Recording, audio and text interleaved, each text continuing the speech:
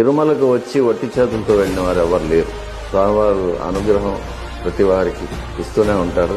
స్వయంగా స్వామివారి మాటల్లో చెప్పాలంటే బ్రహ్మాది దేవతలకు ఒక వాక్కు ప్రదానం చేస్తారు. నేను ఈ శ్వేతవరాహ కల్పం చివరి వరకు సాక్షాత్ వైకుంఠంలో ఎలా ఉంటానో అదే వైభవంతో ఈ వెంకటాచల పర్వతాల్లో వెలిసి ఉంటాను. ఇక్కడ ఒక భ్రమను కల్పిస్తాను. ఆ భ్రమను చూసి భక్తులందరూ ఇదే భగవంతుడు అనుకుని అల్పమైన కోరికలు కోరుతూ ఉంటారు.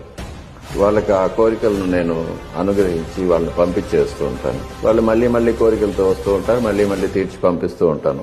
ఏ కోటిలో 10 కోట్లలో ఒక్కడు వస్తాడు. ఆ భక్తుడు నాకు నువ్వే కావాలి అంటాడు. అటువంటి భక్తుడిని నేను చేరదీసి నా పాదాల దగ్గర ఉంచుకొని జీవితాంతం కాపాడి చివరికి నాలో నేను ఐక్యం చేసుకుంటాను.